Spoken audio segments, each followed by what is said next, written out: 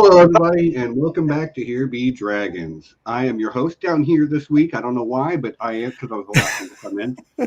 But hi, everyone. Stephen Stark, Stephen Jarris, for the purpose of the stream, joined by the mystical creature, the Loth Nessie, and the villain of the piece, Grand Admiral John.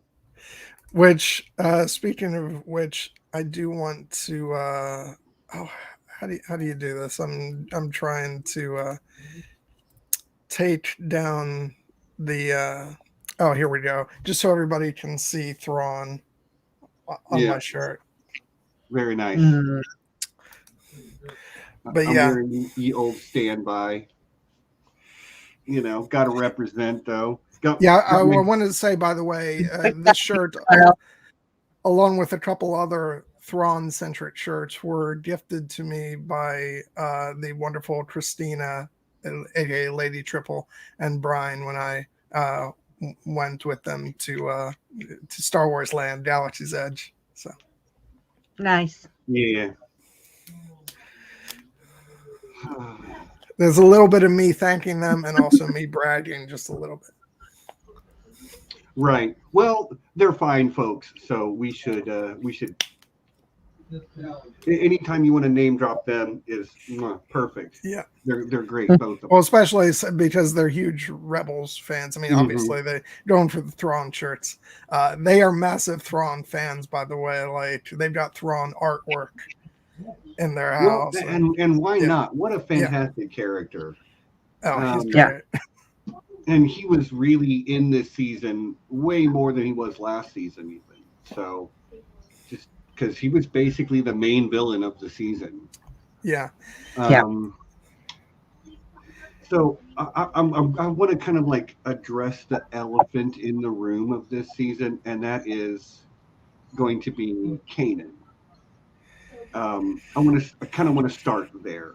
Yeah. I thought you might, Steven. So there was, usually we start off with how, what's your overall impression, your broad thoughts, but like, I just got to get into this because Kanan is my favorite character from this show. I identify with him greatly, and I really just loved his journey. I loved his, just from season 1 all the way to his ending here. Like, I'm getting goosebumps just thinking about like the visuals of that moment where he made a choice, and it wasn't necessarily what I wanted him to do, but I'm just like, of course this is the choice you make for the rest of the Ghost crew. I'm glad they addressed the romance with Hera. I mean, it didn't get a whole lot of time or play, but there were subtle moments, and then there was a couple not so subtle moments, and then at the end there was a really not so subtle moment. And sort of just in case you were wondering what the dynamic of their relationship had been, right? Which the kids probably won't get, but us adults, we're like, yeah. Mm-hmm. I do want to say, like, on the subject of Kanan, I know Team Beard is very upset with me, but it seemed like it served a double purpose, because on the one hand, I needed to shave this week, so I wasn't shaving next week, because Erin is going to be on my channel, and like if I don't have something on my face at that point, she's gonna lose it.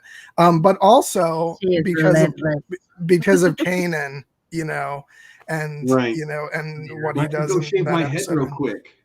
Yeah. And it's like when you see him standing there embracing, his identity as Caleb Doom. He's not on the run. He's not hiding anymore. From his Jedi past, he's embracing that completely. But when you see him standing there, that look on his face and, the different appearance, your heart sinks because so you kind of know what's coming.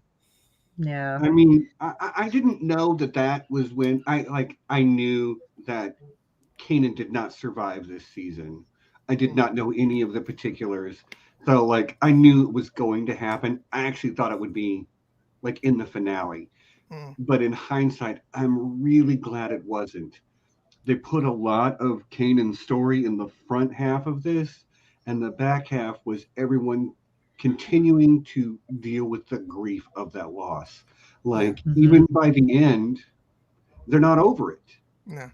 Mm-mm. And And that it was did really beautiful storytelling to allow them to feel those emotions and to continue to focus on them for so long in what is essentially a children's show, you know? and of course, I mean, it has an emotional impact for all of the characters' stories, but in particular Ezra and his evolution and his coming of age. And Yeah. I just felt like I remember when I first watched this season and the back half of the season and leading up to the finale, and I was so in awe of how they handled his story and his dynamic with Kanan, and thinking back to the kid who we saw in the very beginning of this show and the fact that he ends the way he does, where you know with the line, of course, the force will be with you always, and how powerful that feels, and that this is not some character introduced in a kid Star Wars show. This is like he's become a Jedi, and we feel his impact on the universe and the story, and to have been with him on that journey, and Kanan as well, and it's been a remarkable journey for him leading to that moment where he sacrifices himself. It's just, I mean, it's so good what they did with these characters. Yes, they really stepped up the visual storytelling this season. Like visually, it was so beautiful. They used, I think their lighting felt more dynamic. I felt like their camera placement felt more dynamic. There was a shot I had to rewatch over and over and over again where Hera is flying in an X-wing, being chased by a TIE defender, and she goes to hyperspace inside the dome thing or the space station thing, and just the way they told that shot visually, I was just like, no, rewind, watched it again. No, rewind, watched it again. Okay, one more. Okay, once more was a lot. And just the way the underling is like, Sir Harrison Dula has a stand. Yeah. Like, here's the great. thing. Thrawn is a legend in the Star Wars community, but you can only, like, he had to either win or lose decisively by the end of this. We don't see him in the films, and a decisive win could have put him in charge of something else, but he had to win or lose decisively. Otherwise, he becomes a sad reflection of what he's supposed to be. Yeah. Anyway, I wandered. It's good. What I love about it is like it really was the most brilliant way to remove both him and Ezra from the board for the events of the original trilogy in a genuine credible way, and now those threads will get to be picked up in the Ahsoka show, and it's great. I love the way they pulled everything together, and like we haven't even addressed another element in the room that, like, yes, Thrawn was the major villain of the season, but we saw another major villain in the Emperor, played by voiced by Ian freaking McDiarmid. Yeah. Like, that was great. And I'm pretty sure that I think the timing worked out so that they were probably able to get him because they were doing Rise of Skywalker at the same time Right. as this. And so they had him on hand to go ahead and do some voiceover work. And it also really had the fingerprints of Rogue One on this season a lot. This came out shortly after Rogue One. Is that correct? I think this season came out after Last Jedi, but season 3 was shortly after Rogue One. So they were, and season 3 has a lot of elements of Rogue One with Saw and the sort of birth of the rebellion, Mon Mothma, and so they just continued those threads this season. But we got to go to Yavin 4, and so that felt very Rogue One. And, and a lot of people early on were wondering: is this season, was the show going to finish off by telling our characters' side of the story of the battle, that happens in Rogue One? And I remember Dave Filoni said, well, that wouldn't have been very interesting for us because you already know how that battle turns out. Right. It had to be a story, about these characters, about Lothal. So I'm overjoyed that the way they did it the way they did, because of course the reason why people thought that might be the case was the fact that during Rogue One you hear them basically paging General Syndulla. So people thought that was meant as like they were going to tie everything in, but I think that was the right call to not do that, because this was so much more thrilling and emotional than that would have been. Yeah, I agree. I do love at the end that they get the name drop of Hera and Rex being at the Battle of Endor. Like they weren't there maybe for the Yavin 4 attack on the Death Star, but they were both there for the end battle. They even had showed us Rex in his rebel outfit that reflects that picture of the extra Return of the Jedi that has since been it's been made canon. That's Rex now. Hey, can you find a picture of that just so we can put it on screen? Well, you had one at one point, because but who the hell knows? Let me see if I still have it. I doubt it.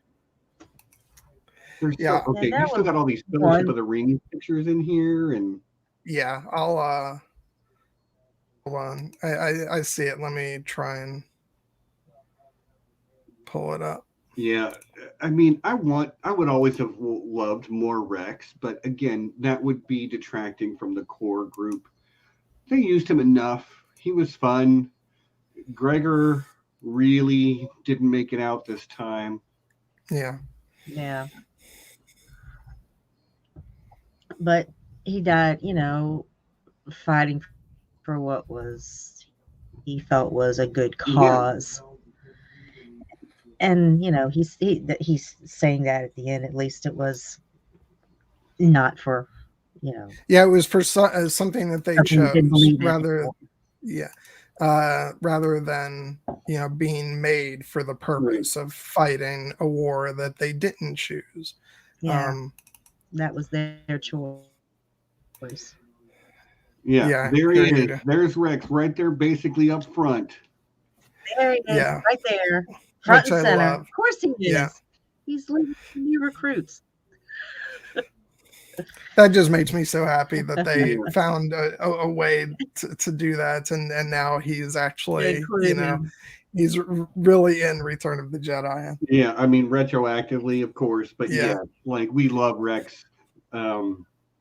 Oh gosh, I mean, I suppose there's other clone troopers you could like more, but everybody loves Rex. Yeah, well, and now, God, it feels so weird to say, like, now you guys have seen the to date full character arc of Rex, and like I think you can now fully appreciate why, you know, there's lots of us who are like, come on, you gotta get him into the Ahsoka show. Like it's I'm Yeah, waiting but he for it would to be show up. so old. Well, he'd be so old.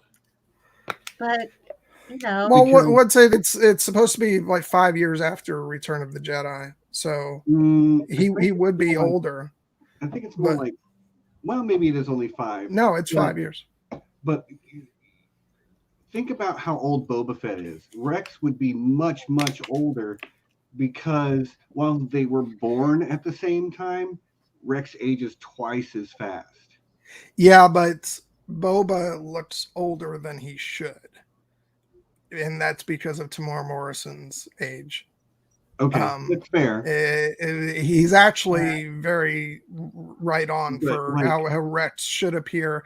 I say just well, you know, he should have aged 60 years since Order 66 because it's been about 30. yeah, I'm just saying that Tamara Morrison looks appropriate for the Rex that we see in Star Wars Rebels. No, he ought to look like he's 90 years old.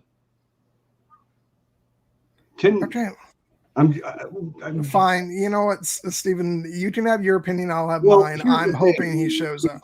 It's 5 years after Return of the Jedi, which is 6 years after the okay, Battle so of they Yavin. can be together on Rex's deathbed, like Ahsoka, and can be there No, with Rex no, me and crossing John are over. fighting. It makes us all cry.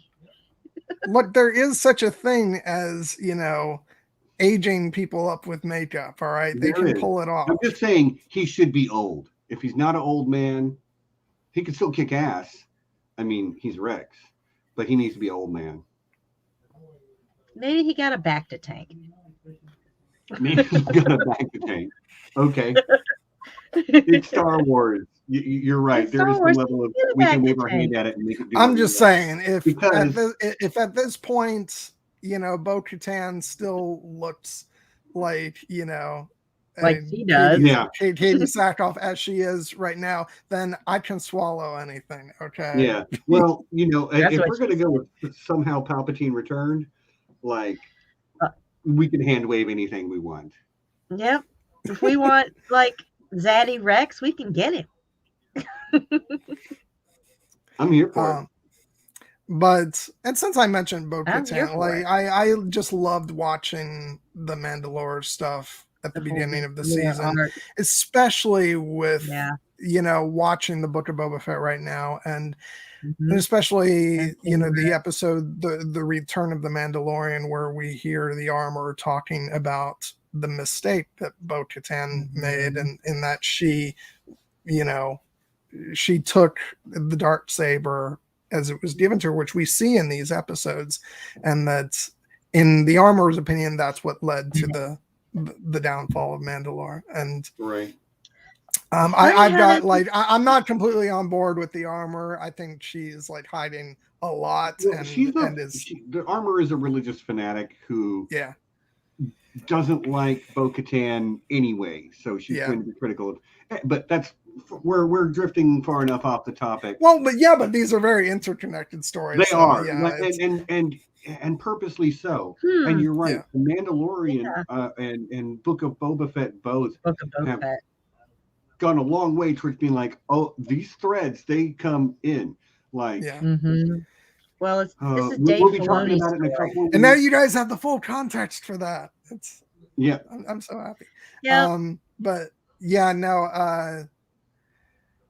and I remember when I first watched these episodes, I was like, I really like Bo-Katan, and I've learned to, you know, like her character even more because after this series ended, remember it was only after this that we got the Clone Wars finale, so like that just like cemented the Bo-Katan love, because you know her stuff in that came, you know, just like 2 years ago.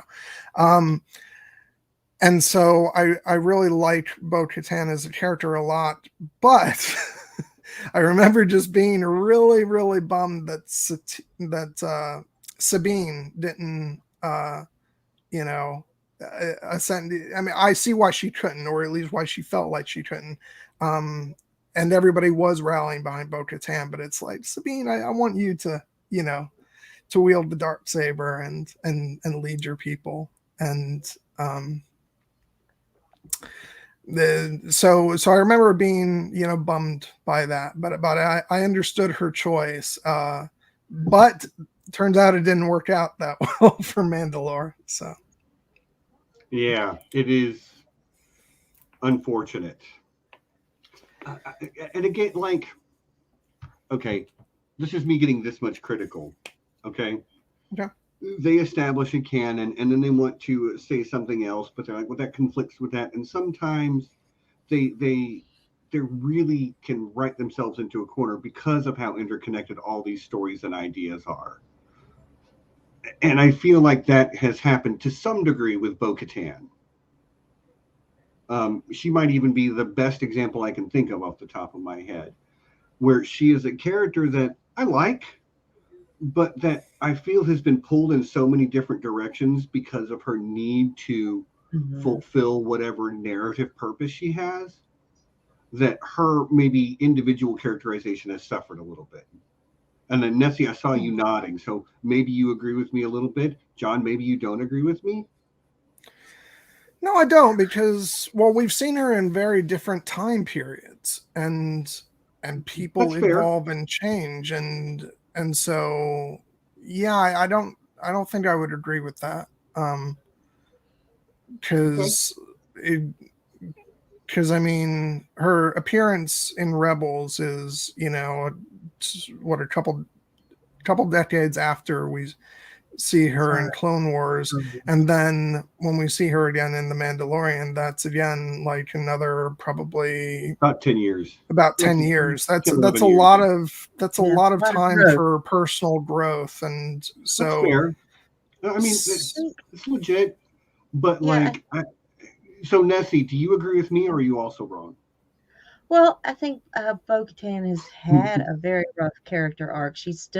I still think she has a potential to have a moment to shine, where she can transcend like the weight of this legacy that House Kryze has to bring peace to bring Mandalore back. She's carrying a lot of baggage. She's carrying a lot of guilt, and she really needs to just kind of let go of that and allow herself to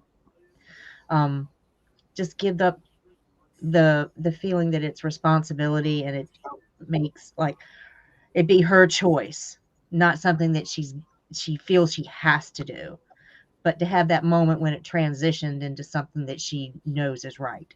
But why didn't they ever talk? Why did they not talk about it needing to be won in battle in here? Why was it not brought up? Because I feel like that was something that they introduced, that concept in The Mandalorian. So, but that's my point, because they introduced that thought later. Okay, but that's not about just her character. That's about her Mandalorian culture. That's true, but her characterization had to change so that she failed because of how they changed the canon with the Darksaber. That's what I'm talking about. How it can cause characters, because what we see at the end of her arc in Rebels, you would not expect to find the Bo-Katan we find in the Mandalorian. No, but that's the way storytelling is. The information you find out as the story goes along recontextualizes earlier moments. What seems like a victorious moment can be revealed to actually not be that when you have new information, and as we've gotten new information. I don't disagree that I wish the concept of, you know, the Darksaber having to be won in battle was more organically introduced earlier in the, I can't believe I'm going to use this word, canon. But Star Wars, you know, its history is filled with retroactively changing things in the canon because the creators came up with new ideas. I mean, sure. So this is not by any means the first time something like this has cropped up. Again, I just said that this perhaps was the most obvious example to me of how we're going to change the canon. This character has to have that like, I just wish they had brought it up in Rebels. I really Yeah, do. it hadn't occurred to them yet in Rebels. I don't Yeah. even know for sure that it was we don't even know if that was a Filoni idea because Fair. I suspect that a lot of the sort of hardcore Mandalorian stuff, like the not removing helmets and this is the way, and a lot of that, the stuff that harkens back to the old EU sort of Mandalorian, stuff, I feel like was probably Jon Favreau, since he's the one who seems like his stuff is all about bringing in the stuff that excited him as a kid playing with his action figures. Yeah. And whereas Dave Filoni's history with the Mandalorians was all steeped in the stuff that George wanted to do, which was, the fact that they were pacifists and the fact that their helmets were always off. It's my hunch that a lot of this stuff has been kind of a mixture of the two halves of Filoni and Favreau, and what we've been seeing is sort of a compromise between the two. Thank God, because it's a fantastic compromise. But let's turn it back to Rebels specifically with Peter Griffin's really excellent question. Do we think Sabine's experiment led to the Death Star? I'm going to say pretty unequivocally no. No, I don't think so. Yeah, they brought up Krennic. They brought up that the TIE Defender was competing for resources with Krennic's project. They did find power scientists who were experts in power and that type of technology. And the Death Star had been in development since way back. Yeah. So yeah, I mean, the Empire never has any shortage of terrible weapons that they're working on. The Death Star was the biggest of them all, but yeah, I don't think so. Yeah, we got Death Troopers. That was cool. Yeah, Mm-hmm. and I did geek out that we got the brother of Gar Saxon, who was voiced by Tobias Menzies of Game of Thrones, Rome, and Outlander fame. Right. So I just love all these, all these like Rome alumni, because we got Kevin McKidd, we got Ray Stevenson, and now Tobias Menzies, all as Mandalorians. So that, which by the way, like, and when we did get Kevin McKidd again as I'm trying to remember the characters, Fen Rao, and I bring him up because apparently Kevin McKidd wants to reprise his role in live action. So I say bring that on, because he's a great actor, and I'd love to see that character reappear. Characters that like. All right, let me put it to you like this. You can only bring one character of Rebels into a show, an announced show. Who are you bringing, and what show are you taking them to? Well, wait a second. Can we exclude people who have already been announced? Yes. Okay. And well, who's been announced? Oh, shoot. That's right. I have to break down between who's been announced and who's been rumored. Right. Because I don't think that Thrawn, like that. Well, no, because he's already been name dropped in the like Mandalorian. So, like, I don't think I have to fight hard for Thrawn to make it in, but I think that's a foregone conclusion. So, I don't want Thrawn. I actively don't want it, but like, they proved me wrong before. Really? Why? I think I liked his ending. But he's wherever Ezra is, and Yeah, I kind like, of and almost want Sabine Ezra to is, be. and But Sabine is Ezra going a off to force find us. being that like traveled beyond time and space at the Jedi Temple on Lothal. Like he can do stuff that Thrawn Sorry, can't. no, I want Thrawn to be like, you know, a major like ongoing presence. I mean, the way they're building it up, he is going to be like, I see him as being the big bad of this Mandoverse that they're building. Okay. You know, Hey, with all these different shows. And like I say, prove me wrong. I welcome you to do it. I don't want Thrawn is not my choice, but like if you were going to pick just one, and you can make it, I guess it would be Thrawn because he's not confirmed yet, right? yeah, but he's already been like Ahsoka is going looking for him. You know, that's already been established. So I feel like, you know, I mean, who else is going to be the villain of the Ahsoka show if not Thrawn? So I'm going to go with somebody else because I feel like Moff Gideon was the Mando's big bad. okay, but there was Mando didn't pop up on a show before that, you That's know, true. He does not have the hinting at same a history. completely different He does villain. not have the same history. You are correct. Yeah, and Sabine has already been announced. So Right. I'm going to I'm caught. Like my heart says I want Hera. Yeah, John, you took mine. Okay, then I'll go with my other one, which is just for my amusement. I want Hondo. Hondo! Hondo! Okay, how do you feel about Thrawn coming back, Nessie? I could easily see him fitting into a level of a big bad that this brand new reintroduced Republic would have to come up against. This isn't a Sith thing. This is just this is a military organization.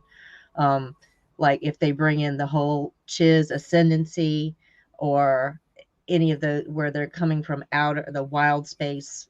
I doubt that will be. But because that's all legends. They'd have to. No, it's not. No, it's not. It's No? canon now because of Thrawn's books in the new canon. Okay, I haven't read those books to be fair. Well, it's a graphic novel. I read the graphic novel, but yeah. Well, yeah, but there's been many books. I mean, there's even a book series I think called Thrawn Ascendancy, which is about the Chiss Ascendancy. It's all about his story before he even came, you know, to the Empire and all that stuff. So yeah, it's that would not surprise me at all. Yeah, I see them like going big with Thrawn in these shows. Like I say, I would hope. Star Wars does this sometimes. It looks backwards when I want it to look forwards, but like they've also done it exceedingly well to the point that my favorite moment in all of Star Wars, my favorite moment in all of television last year, is them looking backwards in the season finale of The Mandalorian when Luke Skywalker showed up. So like that's the ultimate looking backwards in the Star Wars galaxy. Which is so funny because I was on the opposite end where I was saying that I was kind of iffy about it, and now I feel like you and I are switching where I'm like but I don't know, the fact of the matter is like I get where you're coming from, but all I will say is that there are a buttload of Thrawn fans who are like, nope, we want him live action, we want him to be a major player in the future of Star Wars. It's like Thrawn or we riot, you know. I get it, but you do have to look forward, otherwise how do you get your Hondos and your Cobb Vanths and your Cad Banes? You know, you have to make new characters too. Yeah, but look what they just brought Cad Bane back. Yeah. So, and it was awesome. But they need to look forward also, I guess is the thing. Okay, they can do that. I'm just saying they can still just utilizing at Disney or anything. Like this entire Stephen Rebels, like Thrawn was the major villain for 2 whole seasons. That was technically looking back because Thrawn was a character from Legends, but it was incredible. Now you're going to use them again? It's not again. His story is still ongoing. He didn't die. Okay. I wanted him to die. I wanted Ezra to die. I mean, real talk. That would have felt... But carried off into space by, space whales is pretty cool. But like, I get it. We can talk in circles about this all day, and I don't want to do that. I want to say another name, okay? It's already been said, and I'm going to say it again. Kanan freaking Jarrus is my favorite character from this. You're looking backwards, Stephen. We got to move forward. Bring back Kanan. Let him force. You know what? What I really want is I want an Ezra who talks to Force Ghost Kanan.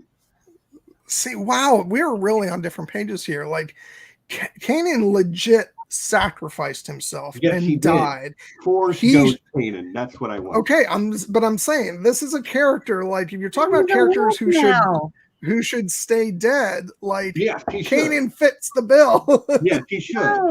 No, Kanan he's gone into the spirit. He is a lawful Kanan.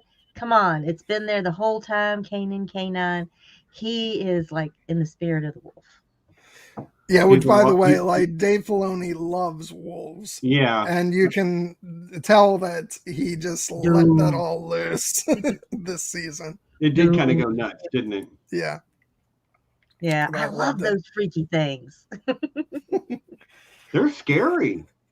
They're scary. They're like really like a true neutral force of the like Lothal is a very, very powerful force presence, and they've got a lot there, and that there's these creatures that are so connected to the planet that they can just be from one side of the continent to the other side of the continent just by this is how we do it, and go through time walk, like that space between space that they guard. So I didn't mean to cut off the conversation early. Nessie, is there some kind of hot take you have on a character coming back or staying dead or something?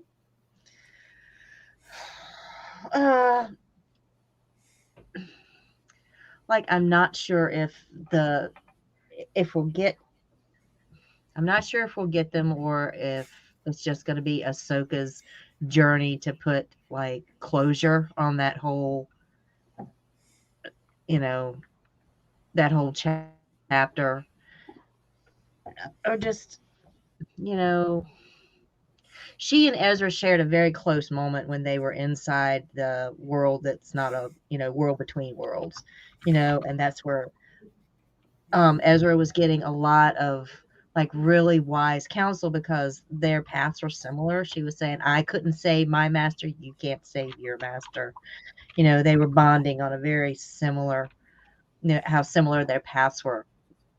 And so I think they just shared a very deep connection, and she just feels that tug to go and find out what happened to him, It was a really interesting way they pulled Ahsoka forward. Yeah, I remember watching that episode and just having like chills the whole time. I mean, the world between worlds, and with all those connections and all the voices you were hearing. We were hearing, all the voices. We were hearing prequel voices, classic trilogy voices. We were hearing Rey and Kylo, and it was pretty cool. Great. It was really an episode that tied like everything together. Like it said, this is one continuity. This is one story that we're telling. We had people from prequels right on through, the Return of the Jedi. We just heard all of those voices that we come to love, and it just kind of gave us a big hug. a hug from the Force. Yeah, and what I loved about this whole story is it really shows you, like, because, and this was established in Clone Wars, that Palpatine was always screwing around with this the mystical, dark Force stuff, and the fact that this is what he was doing during this time period of trying to find a way through the Force to control space and time. And it's like, so his goals were more, devious than just, ruling over the galaxy. He really was, trying to do a lot of crazy shit. And I just love that this was tackled here. And I love getting to see Ezra, like, go up against Palpatine, and it just, and again, what I was saying before, the fact that they brought Ian McDiarmid in to voice Palpatine, it upped the stakes for everything. And I loved hearing, like, I was watching it today, and it just occurred to me, like, I loved hearing, like, Thrawn interact with, with that version of the Emperor, and it just added weight to, like, everything with it, like Star Wars animation and all this stuff. I love when they bring in, like, as much as I like, there's very talented voice actors who have played Palpatine, who have played other, like, characters from the movies, but when they get, like, the original actors to come in and do it, sometimes it can just be so magical. Yeah, well, it's continuity of storytelling. Yeah, it just feels it feels more natural if you have the original voice there. It just does. Yeah, like, as you say, there's some very talented voice actors who get really close, but, like, you can't replace the original. You really can't. Although that said, I will always say that I prefer the Clone Wars voice actor for Anakin. But I won't get into that. Yeah, we're not talking about Clone Wars, man. We're talking about the Rebels. But yeah, and then another character that we saw this season early on was Saw. And we got to basically become the Saw Gerrera of Rogue One. Yeah, that's what's, like, it's what I loved about what the show did do, even though it didn't, like, literally lead into the events of Rogue One within the show. It still, like, it built the foundation leading up to that movie as far as, like, the rebellion is concerned. And I love that, like, now that you've seen Saw be so consumed with going after, finding out about this weapon that the Empire is building, and with how he's always at odds with, like, Mon Mothma and the other people in the rebellion, you now see when Jyn comes to him in Rogue One, and he's like, were you sent here to kill me? He's so paranoid by that point, but he's thinking, like, these people have been after me, this whole time. They don't, they don't believe that this is the way that things need to be done, but I know it, and I know that there's a weapon. And the fact that she comes to him with information about the Death Star, he's like, they're obviously just trying to fool me, because they know I've been going on and on about this, for all these years. Vindication is mine. No. Yeah, and so I just loved the way this built an entire foundation for, like, his character in that film, and for the rebellion. And oh my god! And speaking of which, I loved like when you go to Yavin 4 and out walks Callus fully in his rebellion garb, and he got the swoop in his hair now too. Yeah, like, it's looking good, man. I'm not gonna lie, I really enjoyed Callus's arc throughout this show. I just love the way that this series just filled in that little gap of time that we've been missing for all of these years. Like, how did the rebellion, actually get started? Who was the people that were, how did these cells get put together? Just seeing the foundations of the rebellion, like in its infancy, up to the point where, we saw it at the beginning, of the series. It's just that continuity of storytelling and just filling in that gap was very necessary. Just Yeah, and what I thought was really interesting, I don't think I noticed, I noticed it, but it didn't register with me when I first watched this season, is that the show starts off small about, these rebels and being on Lothal, and then it builds and builds and shows you how the Rebel Alliance starts to form, and it gets very big. And we get some of that this season. But for most of this season, it comes back down to these rebels and their fight to free Lothal. But it feels enormous because of the weight given and what they've been through and how much we feel for these characters. And it's just really cool the way they did that, so that, we care about this thing that felt smaller in the grand scheme at the beginning of the show, but now it feels so weighty and important. It's helped by the fact that we realize how important Lothal is in the Force. There's the TIE Defender factory there. Grand Admiral Thrawn is there, so it has a lot of serious stuff going on, more so than it did at the beginning of the show. But I do get what you mean. Like, it really sort of expanded from season 1 to 2 to 3, and season 4 it feels like it contracted. Again. Well, season 4 was kind of like a homecoming season.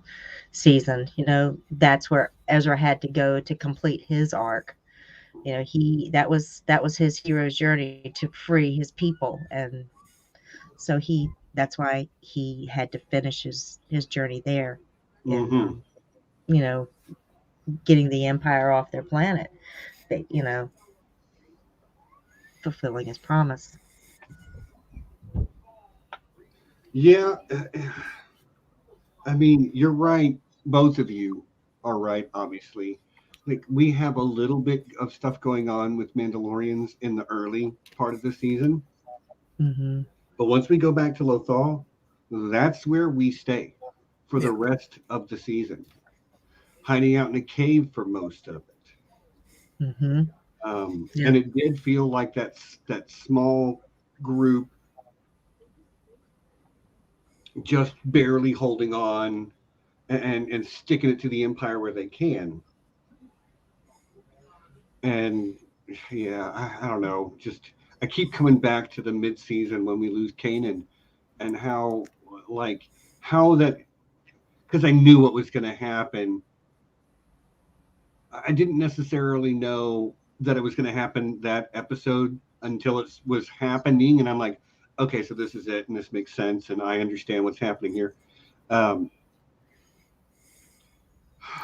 man, did they make me... I cried. I wept a few tears at the passing of Kanan.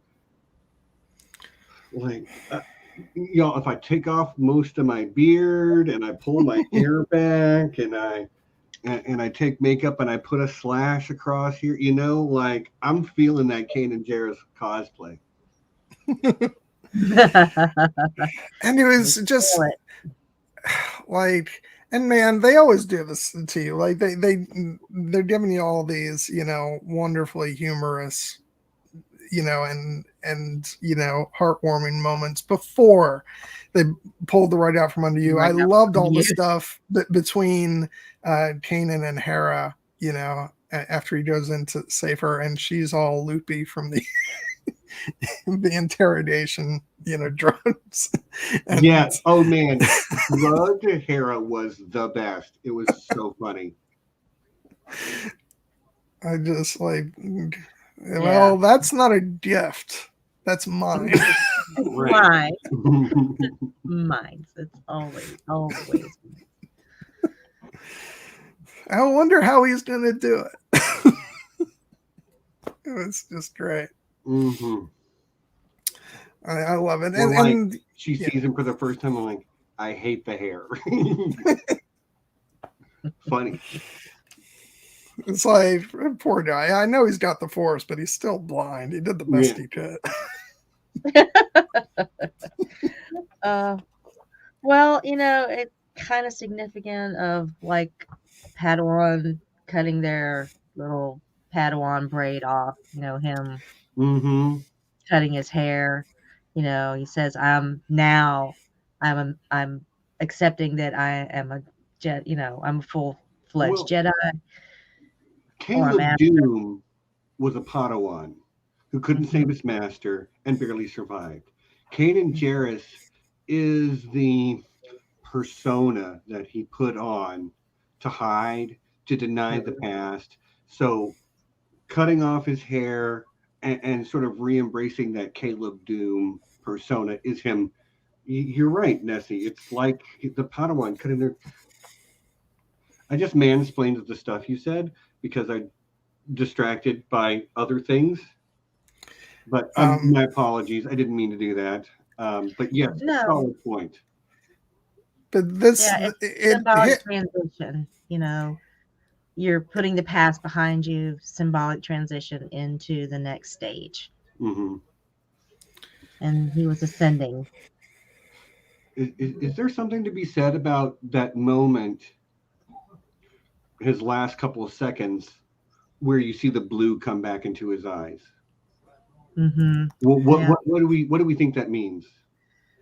Yeah, I have never been able to decide whether that's him literally gaining his vision back for a moment, or if it's symbolic, and the fact that whether he actually has his vision back or not, he's seeing Hera in that moment, and so I don't know. Either way, it's such a beautiful notion and moment and just visually it's pretty stunning.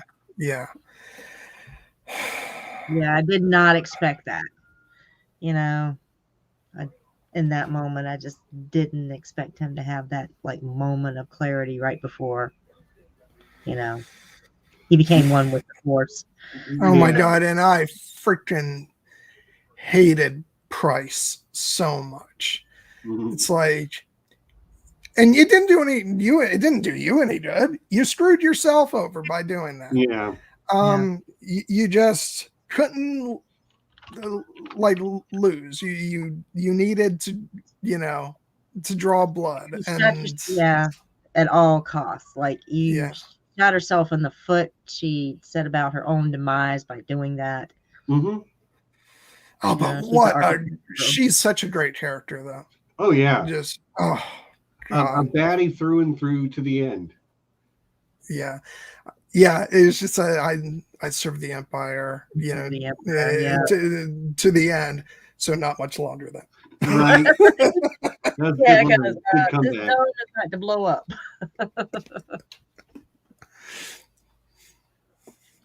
Yeah, people are talking about Kanan Force Ghosts or what in the chat.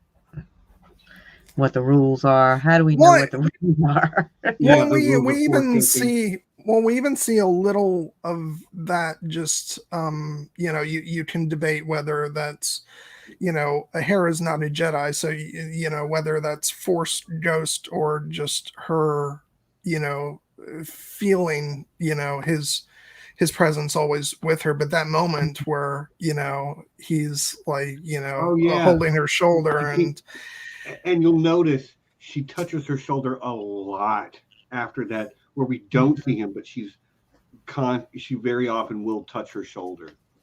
Yeah. Sorry, go ahead. Oh my God.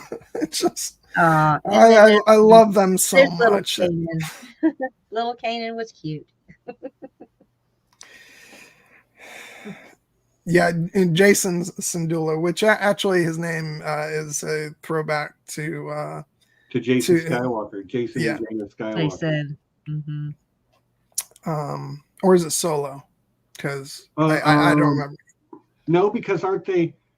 Jason and Jaina are Luke and Mara Jade's kids. Isn't that right? Are they? I don't know. That's Okay. a bit beyond my knowledge. Um, I thought that they were maybe Han and I Leia's kids, but I could be wrong.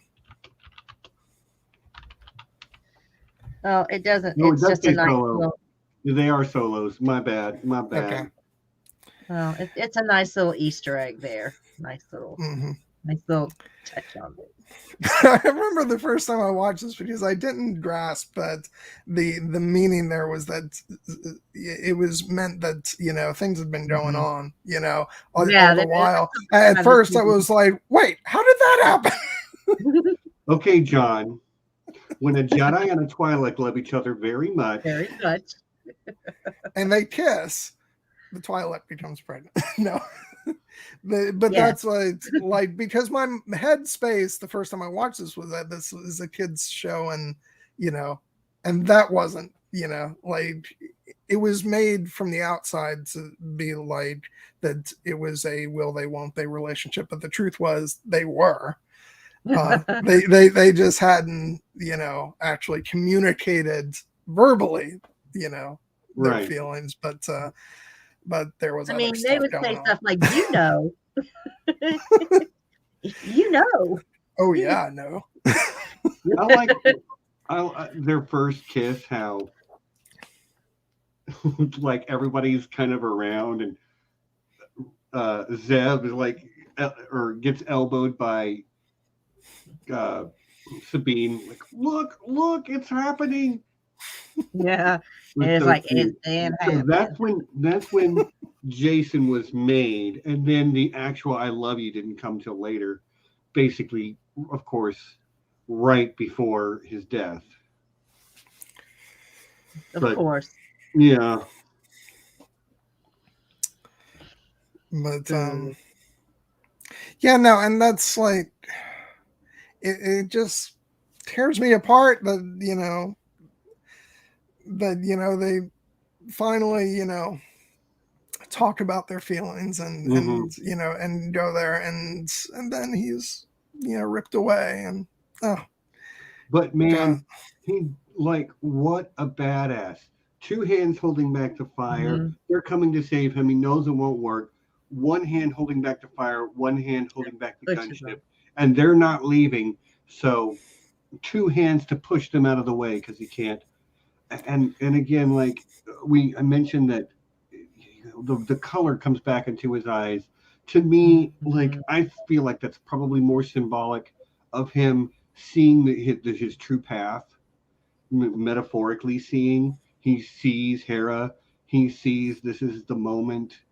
He has clarity. Yeah. When he didn't before.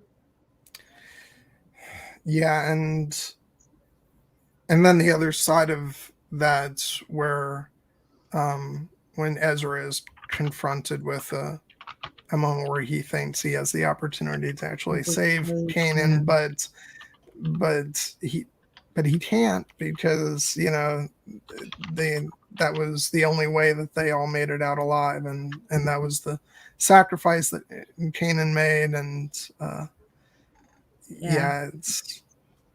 you can't change the past without changing the future. Or, like, again, Star Wars hasn't really done a whole lot with time travel-y stuff, which I think is good. Yeah. Which is why I always felt like this worked really well, because they didn't really go down that path. The only thing that they kind of do is the fact that Ezra saves Ahsoka by pulling her out at a certain moment, but she knows that she has to go back to where she came from. You can't screw with that stuff, so she has to go back. And theoretically, after some time had passed. Well, no, the thing that I always got from that, because actually in the season 2 finale, you can see her walk during that final montage, you see her walking in the darkness of the Sith temple. So the idea for me is that she went back, but that she made sure to stay out of things until after the time of, you know, when Ezra, you know, pulled her back through, because if she did anything to disrupt what they'd been through, then that again would be changing the future, and Right. she would have known that would be a big no. So Yeah. So he saved her life, though. Yeah. Because he did pull her out of the crumbling temple. She Yeah. went back sometime after it wasn't on fire anymore. Yeah. And that's when she got redeposited there. But yeah, who's to say how much time had passed? A week? 10 years? It's impossible to tell from the context that they gave us, but that's fine too. Yeah. And even though I'm sure it's not quite what you were hoping for, Stephen, we did technically see Vader again, even though he didn't come back as a big player, but we did technically see him. Right. I mean, flashbacks. Like Star Wars is more than Darth Vader. He's a big part of it. Don't get me wrong, but like, I think that there are other characters. That there are other characters. Luke Skywalker, heard of him? Yeah. Yeah. Well, I felt like, well, it was so brilliant what they did with, like, after you had Vader for season 2, they brought in Thrawn, and I felt that because Thrawn had not been in anything else canon at that point, and even that was before they put out his first canon book, which I think came out after season 3 of Rebels. So he was, as far as the canon went, he was a blank slate. And so they could really dive into him as the major villain of the series. Whereas with Vader, you would have always had to pull back to a certain degree. Right. You can't kill Vader in Rebels. No. And technically he needs to be, his story needs to be out of what they had going on altogether. He had his own dealings with building the Death Star. And plus, Vader is so, like, he's not, like, the thing with Thrawn that was so brilliant was that his strength is his mind and his tactics, and they did a really great job with the end of season 3 by showing that he basically wins over the rebels. And with Vader, his strength comes from a different place. He's so physically imposing, and he has the Force, and so if he wins, like, the good guys are basically crushed. dead, crushed or dead, and you can't have him, like, this was something we talked about in the season 2 discussion. You can't have Vader lose, like, on a repeated basis, or it becomes a joke. Yeah, exactly. Yeah. So yeah, he was always somebody they were going to have to use in a limited capacity, because even when he was in season 2, he was in it very sparingly. He wasn't in it a lot. You had the Inquisitors.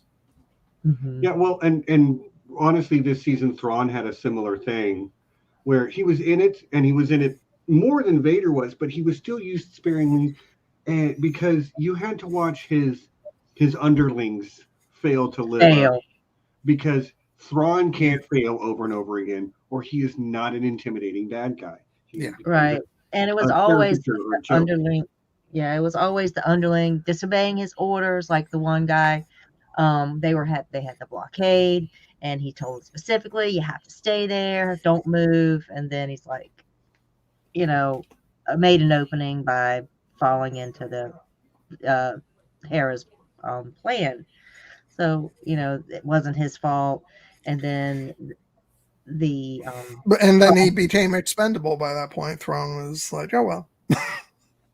Can't trust him. Stand on the planet, so it wasn't. And then, like, you get why Governor Price is so like on edge, because, like, when Thrawn comes back, she's dead because she's failed to such a degree that so she has to start taking bigger and bigger swings, and then which just results in her failing and suffering bigger losses,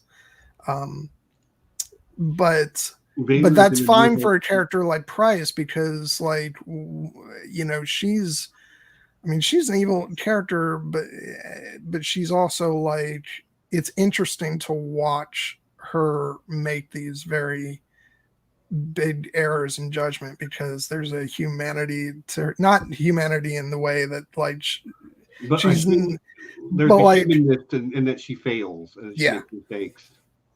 Yeah, and the white lady, and then she's, when they, have the wolf,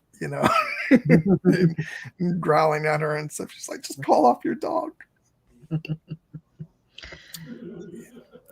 That's not my dog. Laura says Vader's in A New Hope for about 10 minutes, and that's right. Yeah. He's used sparingly. The difference between Vader and Thrawn is sort of similar. There are slasher horror movies. One of them is called Saw, where that is a character who everything is about the mind game that he's playing and about the sort of like mental. He's using his brain to set up situations that put people in some very precarious positions. But then, and that is very much like Thrawn. Vader is like Jason from Friday the 13th. Doesn't matter what you do. He's going to come, he's going to keep coming, and he is going to cut you to pieces when he catches you. Yeah. Well, that's and interesting. Both can be compelling styles of villains. Both can. But I do appreciate that they had different types of villains in the story overall. And Thrawn is the right villain for this series. And maybe he'll be the right villain for whatever is next for him. I hope so. He is a really great character. Well, the thing is, I know that, and again, this isn't confirmed, but I know that the rumor has been going around that they have gone ahead and cast Lars Mikkelsen, who voiced Thrawn in the series, that he will be playing him in live action. That's not confirmed, but like honestly, word on the street. Yeah, so like he's gonna be incredible. And I have to keep reminding myself that he's, the asshole in The Witcher. He plays what's his name? The one who's, after Renfrey in the first episode of the series. Oh, yeah. And I don't remember his name, but Stregobor, yeah. Yeah. You know that when see, you got there right with me, Kate. If I type an F word into my phone, Stregobor is one of the words that comes up as a auto suggest on my phone now, just because I said it enough. Because like season 1, bad enough. Season 2, F that guy. Oh man. Yeah, not pleasant. Yeah. But yeah, we do always need good villains. That we need something in someone or something interesting and compelling for our villain, for our heroes to face. You're welcome, Kate. You're welcome. Yeah. Oh crap! It's yeah. I was gonna it's say almost 10 minutes after. We haven't done the mid roll. Well, it's still pretty close to the mid. Shall we do it? Yeah, let's do it. Okay, great. Well, this is the part where I say, welcome to YouTube. Like and subscribe, because that's how YouTube works. I mean, I recognize everybody in the chat right now, so you probably all already subscribed, but go ahead and hit that thumbs up. And if you're not subscribed and you're listening to this later and you're not subscribed, hey, it's free and it's right there. It's the little button. It's a red rectangle. It's down there somewhere. You'll see it. Do the thing. I mean, we'll be appreciative. We'll love you. We'll give you our undying love and affection, random unknown person. But if you want to get even more than just that, you could become a patron. And oh no, I cut off a name from the bottom of the Patreon High Council. I think when I did my copy paste, I missed a name. Oh no. Well, I will fix that in post. In true Star Wars fashion, I will fix it in post. But yeah, let's. Our Patreon High Council is led by our alpha patron, Ridiculous Ed Tollett, aka Sean. We love you, buddy. Thank you for being our alpha patron. Of course, love you, Sean. And of course, the other High Council members include Lord John Bronsteen the Wise and Sixto Sounds, aka JP the Axe Grinder. whose name is accidentally cut off the bottom of the description right now, but I'm going to put it in later. Sorry. Oh, Steven. Hey, man, sometimes you're copy pasting because you're multitasking, because you're playing D&D and you forgot to make the stream earlier, and you miss, you don't quite drag down far enough when you're doing the copy paste. That YouTube life, yo. Anyway, they are, of course, supported by the lords and ladies of the realm, including Ryan Stavka, the Russian Quartermaster, Reflective Rambling, Arch-Maester Emma, and Kate, Mistress of the House of Books. And just because I haven't done it in a while, I would also like to shout out all of our Landed Night patrons. And these are people like Sir Julie Beth of Tarth, Sir Peadar the Irreverant, Sir Maura Lee of Starfall, Sir Kelly, the Jaded Redhead, Sir Cloaked One, and the newest addition is Sir Blue Lemon. So thank you to all of our patrons. We love you guys. If you would like to become a patron as well, link is down in the description. What's coming up, Nessie? Have you figured out when you want to talk about dragons? No. Fair. John, you got something this Saturday? I do, but first, I have something else I'm going to show off because, I'd be like that. I did get these Ahsoka lightsabers when I was at Galaxy's Edge. Hold on. No. There you go. Yeah, the blades aren't in them right now because they actually change from green to blue, just like when Anakin, changes the color of her sabers in Clone Wars. But yeah, these are the ones that I got in the shop where I said, I'm just going to look around and think about getting something. And then I saw these and I turned to Christine and I was like, I'm not leaving here without those. And she looked at me and you know what she said? She said, neither am I. Yeah. So she got them too. So pretty impressive. They are beautiful, John. They are beautiful. I love them. Okay, so what do I have coming up? I actually have something coming up in this next weekend. On Saturday, that's going to be, let me check the date, that'll be on the 12th at 7:00 p.m. I will be streaming with my good friends Aaron M and Alicia Kingston, and we will be talking about the movie Stardust. So I'm really looking forward to that. I think we're going to try and throw together a watch party in the Slack because the movie is on Netflix. And so, that's going to be a whole lot of fun. And as for what I have coming up after that, it's not a John Webster film stream, but I am guesting on somebody's channel at the end of the month. I'm not going to say who yet because it's not my place to announce. I'm going to wait for that person, but it's about the most John Webster topic, you could think of, which most of you probably already know what that means. So it's an orange juice stream.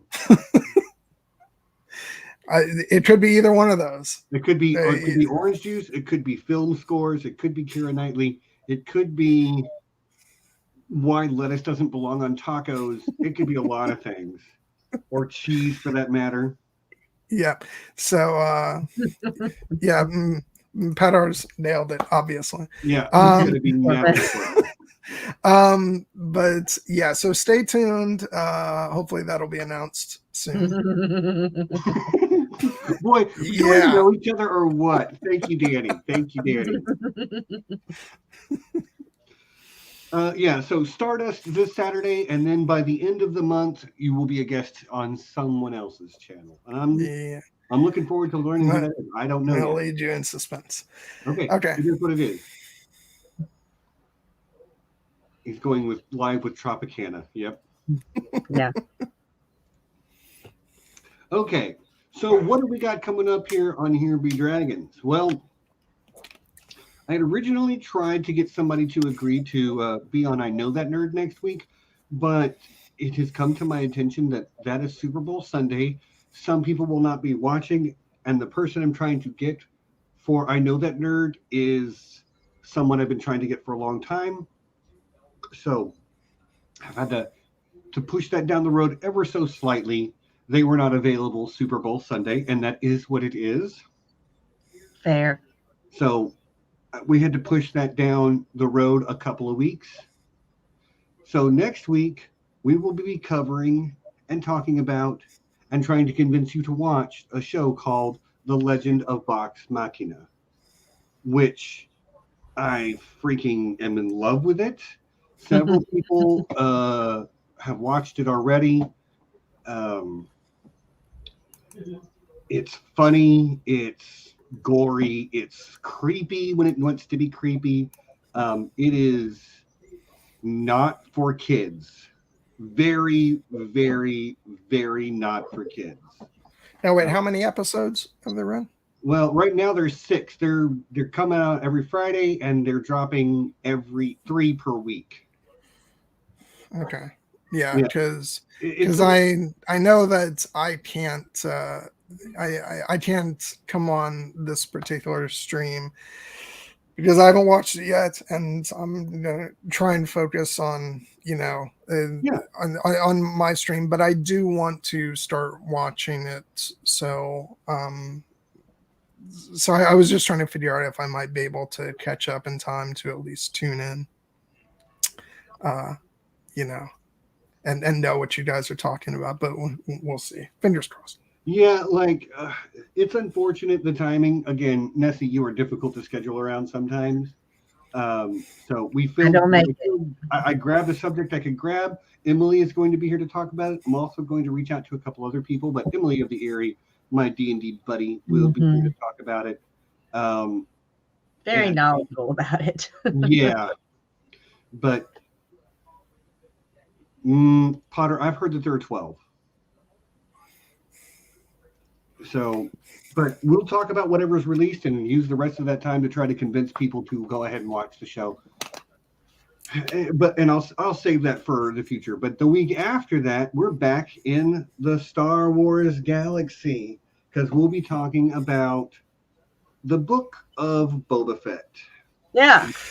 Or as some people have dubbed it, the Bobalorian. The Bobalorian. The Book of Mando. But yeah, so we'll be discussing all. I'll be sharing how I was in a state of freaking out during this last episode. Yes, a lot of us were. A lot of us were. I actually had to I'm not going to get into specifics because we'll leave that for this stream, but I literally had to pause the episode while it was happening, get up and walk around to process what I was feeling. Well, I don't know that I had quite that level, but I went, no way. And then I went, dude, you said that when they brought in freaking Luke Skywalker. Yes way. Before I could fully identify, when you got the first sort of shot of the silhouette and you're like, is that? I went, no way. And then I'm like, don't be an idiot. Of course way. Of course way. What were you thinking? Yeah, I mean, because I told you guys, when we talked about the season 2 finale of Mandalorian, I had a certain level of detachment from it because I didn't completely buy into it visually. All I'll say for, because we want to wait until we actually talk about it, but all I'll say is that this time I was sitting there in a state of not being able to believe that I was seeing what I was seeing because I bought into it, so it was a whole different experience for me from what season 2 of Mando was. And I can't wait to talk more about that when we do that stream. Jeez, we're jumping ahead. It just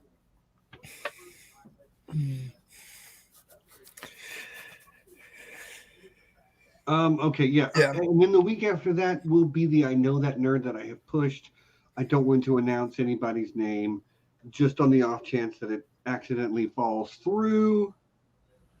But yeah, I know that nerd that I'm excited. Only thing is, Steven, I'm gonna need that week off. Well, I'll fill it with something else. So We'll figure hopefully. something out.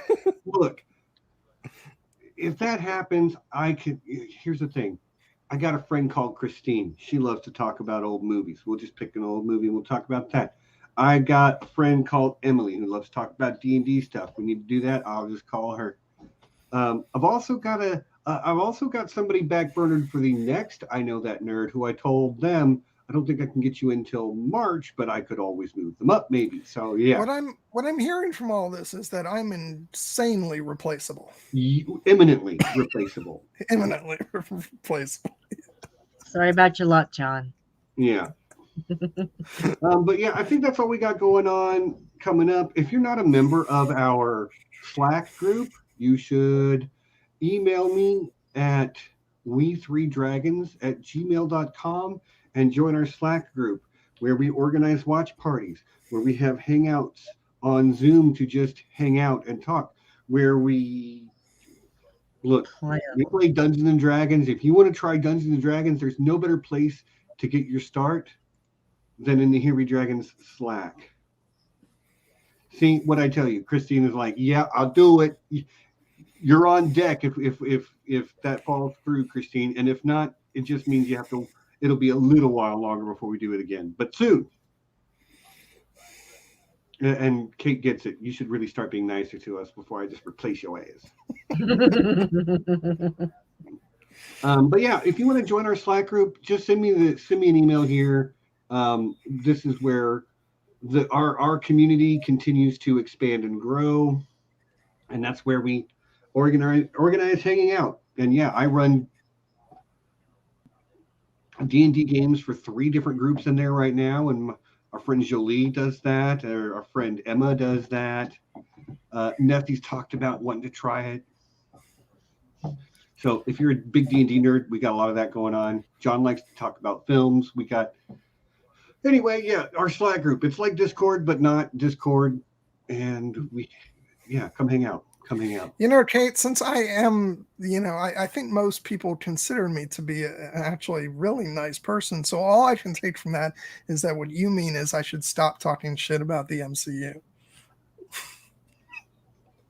I think that's what she means. Yeah, maybe. Yeah, probably. Okay, well, that's it for the mid-roll. I think we can steer this bus back towards some Rebels talk. And because we got to the mid-roll late and we kind of fiddle-farted around with it too, we've got barely over half an hour left. So yeah, but this is what we do. This is what we do, Stephen. Yeah. So let's talk about the weird monkey assassin Rook. I hated it. The Gollum thing? I hated it. I hated it. Yeah, well. I loved I loved Rook as his name is, because he is like, number one, he is from the EU. So I enjoyed seeing that character brought forward, but also he was voiced by Warwick Davis. So I had he? Yeah. All right. Well, got to pull back my disopinion of it. Points for Rook. Yeah, no, I mean, I don't like him as a person. Sure. He's despicable, but no, I liked the character. Like, I liked the function that he served, and that he was so goddamn hard to kill. Yeah, I'm like, come on, just die already. He had a very high dex. He did, and kept making saving throws. Yeah, he was lucky. He had the lucky. That's why you didn't like him. Well, he was a very well saving throws. Yeah. Yeah, no, for me, like, part of the joy of the whole Thrawn thing for me also is the fact that I did not respond to his character when reading the old Thrawn books like a lot of people did. I thought, he was kind of interesting, but but I wasn't like, oh my god, Thrawn, Thrawn, Thrawn, like a lot of Star Wars fans kind of are. But when he was brought into Rebels and the way he was brought to life by Lars Mikkelsen, I fell in love with the character, and the result of that going back has been that now when I read like the original Thrawn trilogy, I think he's incredibly fascinating, and the books have an entirely different life to what they did before for me. And so the thing with Rook is I enjoyed seeing another character from from the EU and from those Thrawn books brought to life in this medium, because it just made him feel more real in a way than what I had perceived before. So part of I think why I liked Rook is just because of it's just seeing something that was just previously just on the page brought to life. And so I think part of my positivity towards the character is just it stems from that. But also, like, I don't know, there was nothing about the character that I said, oh my god, I don't like that. But yeah, there was, for me, it wasn't the worst character by far, by any means, but I was still just like, can we throw this guy off a cliff and him actually die, please? I guess the answer is no. But thank you, Rex, for finally making sure that job got done in the end. And then, like, speaking of the Thrawn books, I also got a thrill when, near the very end of the last episode, when shit's starting to hit the fan, and Thrawn says, "Get me Captain Pelion," because that's a character from those Thrawn books. So it was just a little bone thrown, to readers of the books, but I enjoyed that.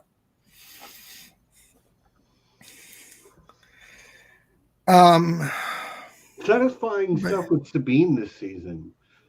She had a lot more to do in the first half than she did in the second half. Well, at least the story was focused on her a little more because it was Mandalorian's story. But I really like that we got to meet her father, and then he's like, doing that dad thing of, like, you've gotten better. I mean, it's still a little derivative, and like, there's you can still go some way, but like, it's good job. And I'm just like, that is such a dad thing. That's a dad move, man. Oh my god, like when I originally watched the premiere episode, I remember just the episode ends and you're left assuming that Sabine's mother and brother have been killed. And I remember watching that episode and being like, Jesus, they really just did that on a kid show. And of course they didn't. They were okay. Well, they were okay. But other Mandalorians weren't. But come on, you've got your main characters and your main character's family, and then you have like the other people. Red shirt. I'm sorry, they're red shirts. Yes, they're red shirts. Very, very, very sad, but it doesn't have the same emotional pull. That's all I'm saying. But they let you think it for at least for the end of that episode, until the beginning of the next one. So I thought that was pretty heavy for a kid's show. Well, I keep forgetting these are kids shows a lot. I don't think this is a kids show. I think this is it's like a teenager, maybe. Yeah, like I think the target audience is Ezra's age. They're tweens into young teens. Yeah. But no, I loved that. I feel like what they really did, especially in these last two seasons, was so much of the story becomes sort of through the eyes of both Ezra and Sabine, as they're the ones who have been coming of age through this story, and then it's sort of them carrying a lot of the weight, in this final season. And I love that they have the moment where Ezra's, says, "I know I can count on you," and there's this shared, understanding of what has to be done, and that they're the ones carrying that. And I just really love the way they did that, because all the way back in season 1, even though, Ezra still had to go through some like character growing pains that first season, just because he was very young and immature and, and all that stuff. But from the beginning, I remember I wanted Sabine to really be a very important part of this show, because she was right off the bat.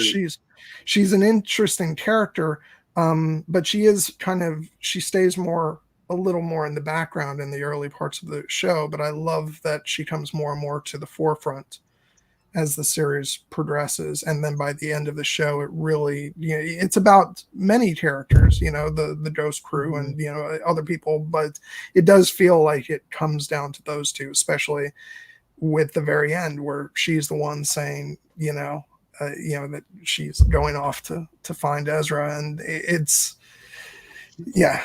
I would watch that show. If the Ahsoka show is Ahsoka and Sabine looking for Ezra, I'm here for that, man. I really am, because those are two great characters. And I think there's some speculation that originally it was supposed to be like an animated sequel show, and that at some point Filoni was convinced, probably by Favreau, to go ahead and do live action, which I don't know how I feel about that, because I would have rather seen that story carried forward with the voice actors and sort of with that style of animation. But I understand why they want to move forward with live action stuff. So do I. Oh, excuse me. So do I. Yeah, I'm really excited to see Sabine in live action, to be quite honest with you. Like, who are they going to cast as Sabine? Well, they have that's already out there. Oh, who is it? It's her name is Natasha Liu Bordizzo. Okay. She is an Asian actress. I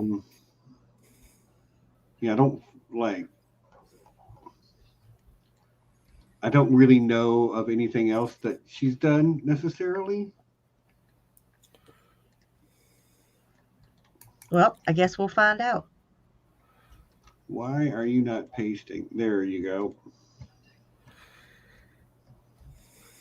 Yeah, it looks like she's done a couple things for Netflix. She was in the Crouching Tiger, Hidden Dragon sequel they did, and also something called The Society, which was also on Netflix. So I don't know. I haven't seen either of those things. But she was in Greatest Showman as well. Okay. So, yeah, I mean, she's got a few acting credits to her name. Oh, good. Yeah, no, I trust what they're doing, and she's Australian, but she's born in Australia, but she is Asian, I believe Chinese. So, which I'm very happy about, because Sabine should be Asian. Yeah, we talked about this last time, Stephen. I was very happy to see that they didn't toy with whitewashing the character, because that would have been very, very disappointing. Mm-hmm. Agreed. Who would be cast as Hondo? I mean, Hondo. I feel like I don't. I need them to do it like they're doing Cad Bane. It needs to be the voice of the actor from the show. Like so much. I just feel like so much of Hondo is that voice. Like, if you don't have the voice, it's not Hondo. So Hondo Onaka. So like they can have like, because what they're doing with Cad Bane is it's a, you know, what I think they're calling, you know, it's called like a, you know, a character performer, something to that effect, but he's dubbed over as the, you know, the voice actor who did him in Clone Wars is actually the voice on Book of Boba Fett. So it sounded like him. Yeah, so I would hope for something for them to do the same thing with Hondo, because he's a character under a lot of makeup. So there's no reason not to do that, because yeah. So I'm with you. I could see it going that way, unless they get Antonio Banderas, in which case, like, just put spikes on his face. Put the spikes on him. Let him go. Pat him on the butt and tell him to get out there and act. Just trying to imagine that announcement. We've hired Antonio Banderas to play Hondo Onaka. I would love that. That's my fan casting. Tell me I'm wrong. Tell me Antonio Banderas would not crush that role. I still want the voice like actor. We wanted Ashley Eckstein for Ahsoka. We didn't get it, but we got Rosario Dawson, who is at least doing justice to the character. I still wanted Ashley. I mean, I still did too, but like we didn't get that. But at least what they did give us was worthy. Yeah. See, I'm looking for the actor's name so I can actually. Oh, and gotta give some love to Dante Bosco. Got to voice a character in this season. I mean, I guess he was in last season too, but the oh God, I can't think of the character's name now, but he was there in the finale. He's the one that Ezra entrusted to fly the ghost to come pick them up. Mm-hmm. Yeah. That was definitely Dante Bosco's voice, Zuko's voice. Yeah. Which was really funny, because we talked about that back when that character appeared. I think it was in season 1. And we were talking about, you know, whether that character might appear again. And I said, no, because I completely forgot that actually he did come back. Just goes to show I'd only watched, you know, each season of the show probably once. And you also hadn't seen any Avatar: The Last Airbender at that point, maybe. Yeah. So he wouldn't have stuck out. So yeah.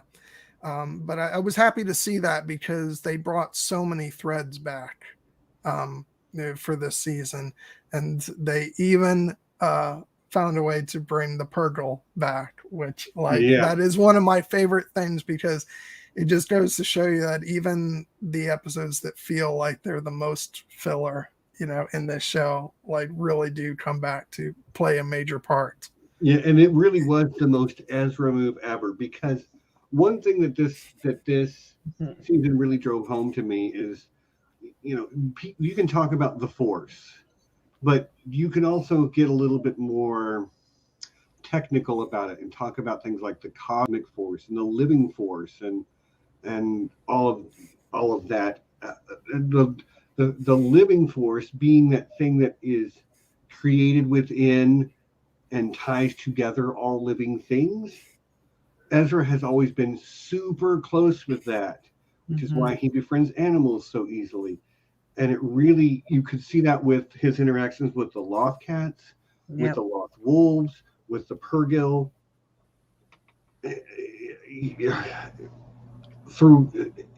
So it is like the most Ezra Bridger thing ever to bring the space whales back. And it's so visually incredible. Just those shot, and the music works with this too. You know, gotta shout out Kevin Kiner's brilliant work in both this series, and he's been the composer on a lot of Clone Wars, like on I meant on a lot of animation, because he did Clone Wars, he did this, he's doing Bad Batch. But just the shots where the Purgle are just, like colliding into these Star Destroyers, and they're all like falling from the sky and stuff. Yeah.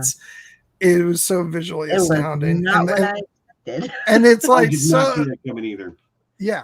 Mm-mm, It's no. just like, and Wolf says, this is the most Bridger thing.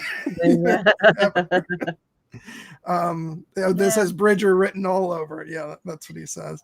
Yeah, because weren't they like hunting some kind of like giant worm out on there? Like, he's always got some animal arc in his stories, Yeah. And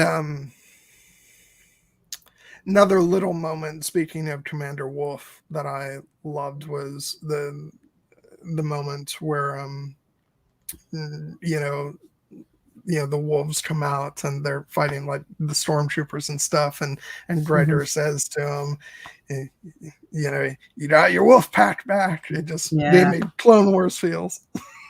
And they fight just like the boys. Oh yeah. Yeah, it's good stuff all around, man. Yeah.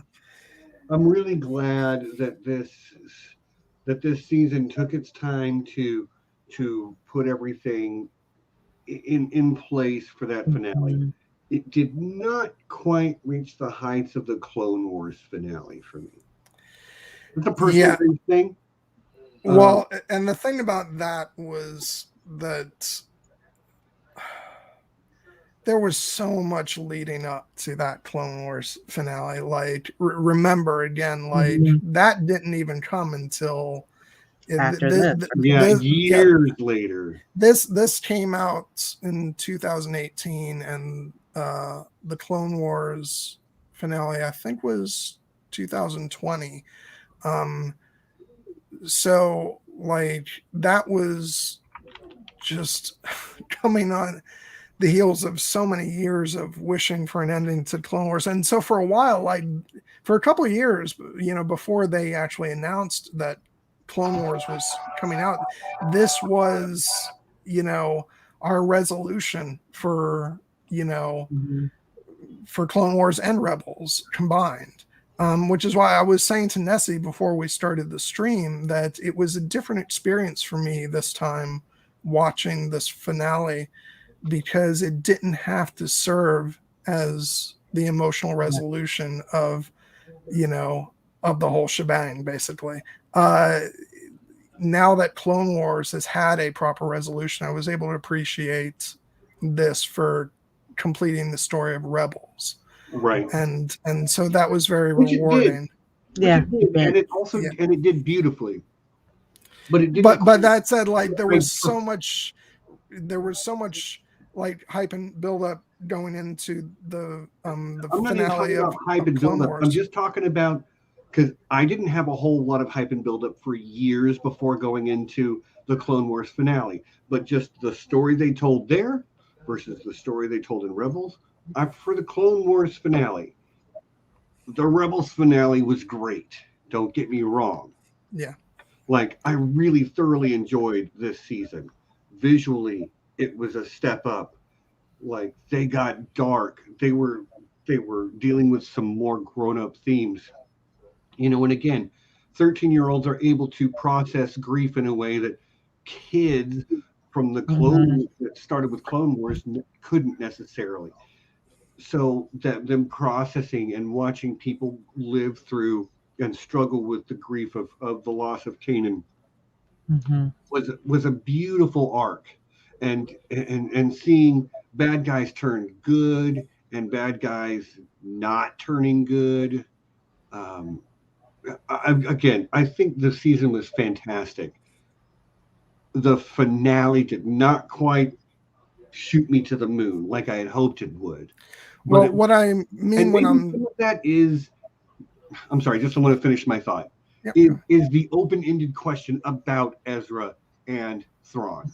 And like, I wanted that closure there, and I understand why I didn't. And like, we talked about that earlier in the stream about the implications that has for the story of whatever they're going to do next. That's all fine and good. I think I wanted that closure at the end of the story. And so did I, honestly. God, people take a drink every time I say the first time I watched this.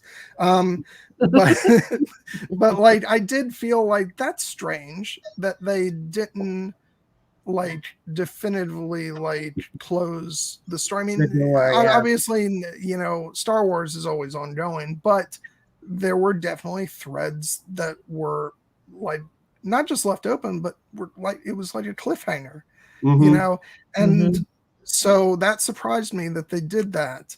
Yeah, but I understand that, you know, clearly Filoni wanted to continue on and do another story telling it apart from Rebels. So like, yeah, but it did strike me as odd, you know, back when it first aired. What I want to say as far as just stepping back for a second about Clone Wars, first of all, I agree with you. Like, I think the Clone Wars finale is like one of the greatest pieces of Star Wars media ever made. But what I meant when I was talking about like hype and build up is like they had to deliver on that. Yeah. Like that's the thing. Like they had to satisfy the people who had been dreaming of the Siege of Mandalore and the end of Clone Wars for years. I remember thinking like, you know, just dreaming about it and thinking like, God, I hope they write a book someday that tells that story or something. And it was like, it was a fantasy that like that something like that would ever happen where they bring the show back and tell that story.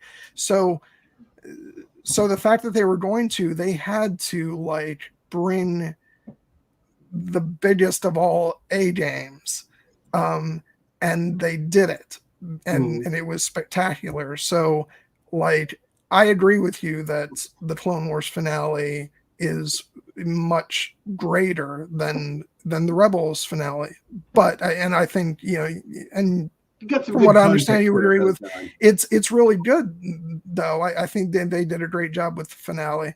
What about you, Nessie? What are your feelings on the finales?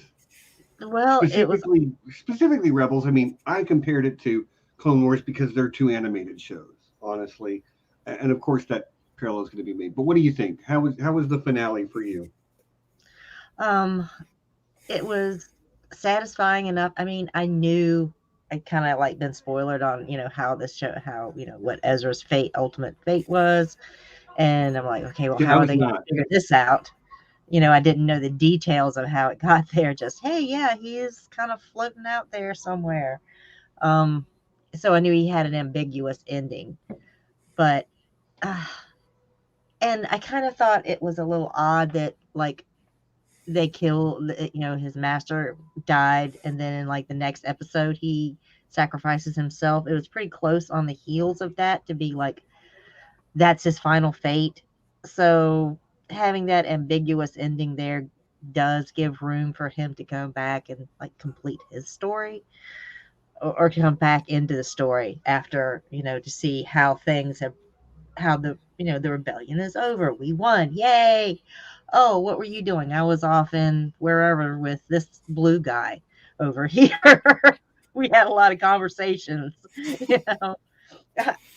It'll be interesting if they decide to bring him back, because if he's stuck with Thrawn for the last, what, 10 years? Yeah, and who knows where? Or who knows where? Who knows in what state? So they got a lot of work to make it believable. And the other thing that's been up in the air is when exactly does that final moment where Ahsoka shows up and Sabine resolves the job, when does that happen? Because it doesn't seem like that happens before the stuff we've seen in Mandalorian and Book of Boba Fett. I wouldn't think so either. I actually would think that it was not long after the Battle of Endor. I mean, we see an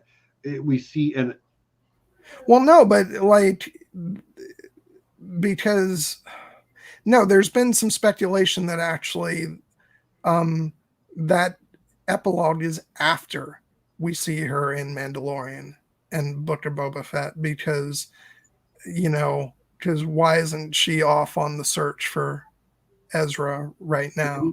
Maybe the Ahsoka show will go back a little bit. I mean, it's easy to do. Like, maybe she's not on that because she already did that. Yeah, I mean, we got a lot of backlog from, Boba Fett's perspective, so I would not be surprised to see a little bit of that same flavor in an Ahsoka show to, like, bridge in the gaps of what we're missing. Yeah. Either way, I'm very interested to see, where they go with that.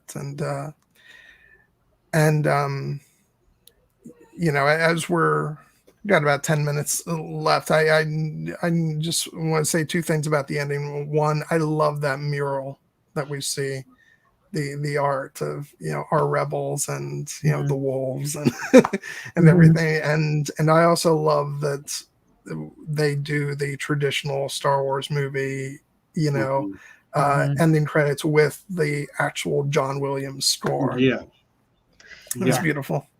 They brought the actual like fanfare. Yeah. Anything you want to make sure you get in, Nessie?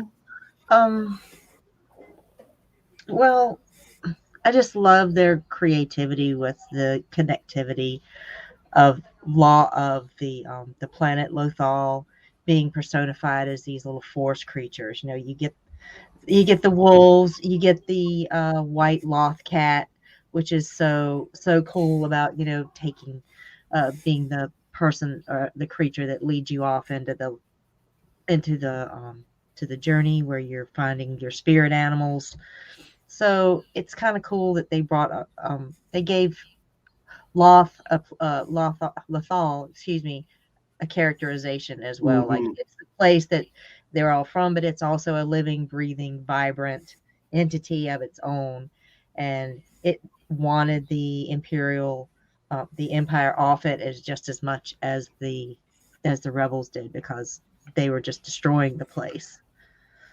So giving the planet kind of a voice and a face was pretty cool too. Yeah. And this series.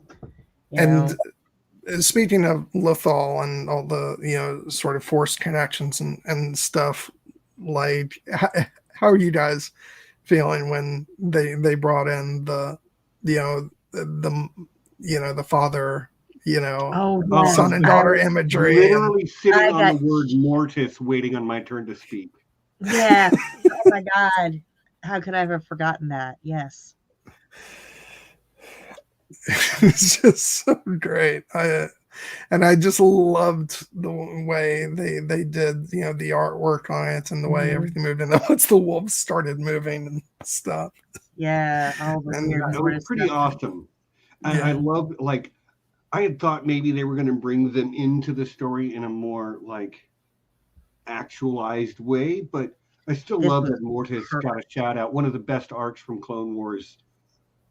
And I love that you got the owl representation of Ahsoka, and like it all did tie together very, very nicely. Yeah. And it wasn't heavy-handed, or overdone in their inclusion of it. And we got Malcolm McDowell as the creepy, servant of the Emperor, Tychus or something like that. There were so many characters in this last season. And I love how he's like the hunchbacked, hand wringing. Like, oh no, there's a bad guy. Yeah, there's a creepy old guy. Well, we could either talk. Yeah. I was like, oh, sorry, excuse me. Chopper. We haven't mentioned you. Yeah, we haven't mentioned Chopper. But Chopper, you're a rock star, man. Like, he annoyed me so much in the early show. He chilled a little bit in time, but like, I also kind of grew to love that snarky freaking droid, and I also really like. I began to be able to understand him, not just in the more like philosophical, I get you, brother, type of way, but like, no, you went wow, wow, wow, wow, and I was like, I know what you said. Oh my god! But like, when he goes up beside Hera and like And takes her hand and Oh, yeah, yeah, it's good. yeah. straight. Yeah. And Zeb didn't get much of a chance to be at the forefront in this final season, but I did really love that they gave that moment in the ending montage to show that he took Callus with him to, you know, I forget the world, but to meet the other Lestat people. Yeah, and they're that, thriving. yeah, I love that. Yeah, I think, like I was talking about this on Twitter earlier, like we've already had the announcement that Sabine is going to be on the Ahsoka show. I will, given what they've been doing with bringing in like Clone Wars characters on, like, you know, Boba Fett and stuff like that. I'm not going to say for certain, but I would not be surprised if we get some appearances from like Hera and Zeb, and, you know. Aging Callus would be nice too. Yeah. Yeah, so awesome. We'll see. Even if we don't get those characters in the Ahsoka show, I foresee them making their way to live action at some point. One last question about Ezra in live action. Well, first of all, a statement, then a question. I really hope that they get a Middle Eastern person to play that character. Well, who's the, because I don't know that it's been officially confirmed. It's not. There is no official, but there is Massey something. Yeah, who they've talked about, and I looked at pictures and I'm like, he would be great. He would. Yeah. He's got the right look, and he's a Middle Eastern actor. But I also the question is, should he have blue hair? Yes, I think so too. His hair is blue. Absolutely. Let's not make him black haired. Let's give him blue hair, y'all. Blue hair. That's what I want. If he does not have blue hair, I will take it as a personal insult. I will stop liking Star Wars. But yeah, we'll see if they pull that off, because I get the reasons why they would maybe not do that, but they better. Why wouldn't they do that? Because it's an odd thing in live action. It's something. Mina Masood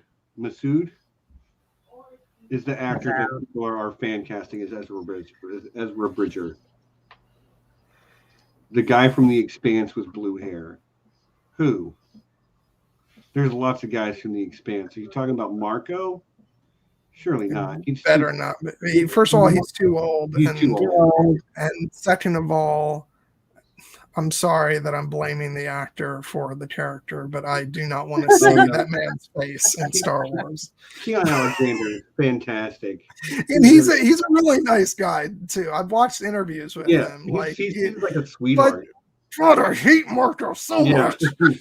Yeah, if we're going to do that, give us a year or two to get away from Marco. Yeah. Oh yeah. He was talking about, like, he'd make a great Ezra, but he's probably about 15 years too old. Well, guys, we're basically here at the end. Any other last things you want to make sure you say? I just want to say, like, I'm just so happy you guys have gone on this journey, and it's so funny to think back to when I was talking to you guys into doing that first Clone Wars season, and you guys weren't, like, it took a couple seasons for you guys to even really get on board, because I mean, admittedly, I know those first couple seasons of Clone Wars are a little rough, but yeah, it's great, and now I'm excited that the next thing we'll be tackling will be the Bad Batch, which Nessie has already started watching.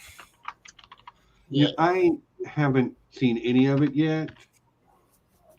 So yeah, And it's gonna be nice to like go back into Clone Wars mode to start off the season, because even though be a little while, but yes. But and yeah, my recommend. I said this back when we finished off Clone Wars. My recommendation would be to it wouldn't hurt to dip back into that final season of Clone Wars just to refamiliarize yourself with a couple things and put yourself in that state, because it literally it picks up like right after the right finale. there. Yeah. That was exactly my thoughts when we got it, and I was like, oh right, we're right back there again, completely immersed in it. Order 66. So yeah, but I can't wait to do that with you guys, and yeah, this has been a blast. Okay, I'm trying to find an age for Keon Alexander, and apparently he is so private Ageless. that the internet does not know his birthday. Damn it! The whole reason for that, he's been plotting to lobby for the role of Ezra, so he doesn't want anybody to know his age. Yeah, because I mean, let's be honest. I did just. He is too old. It's back of the napkin. Ezra should be maybe between 25 and 30 during the events of Book of Boba Fett.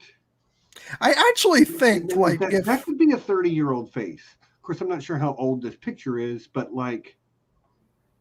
The more I if I just stop thinking about the character, like it could work if Ezra was supposed to be a bit older. I don't think so, but I could see it. I could. Yeah, I could too. And let's face it. I mean, Aaron says, and she is not wrong. That is a good-looking man. I'm sorry, but Marco is such a piece of shit. But Marco is yeah.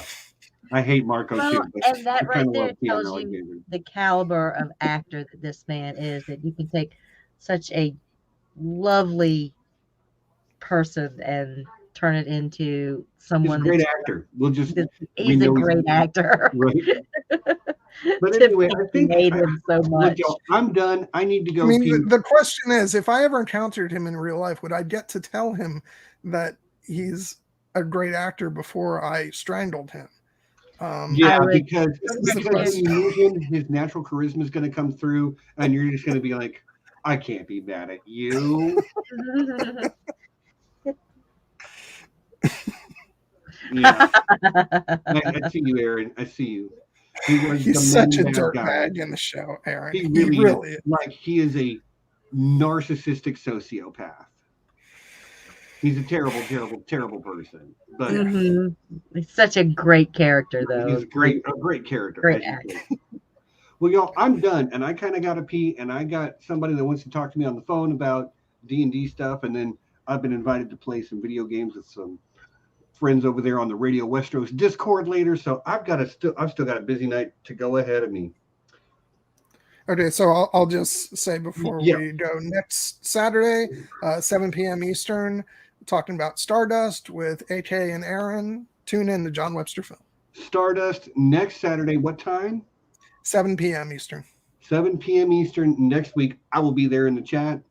I assume if you figure out a time to do a watch party, you'll let people know. You'll see it in our Slack group. I'm sure you'll tweet about it as well.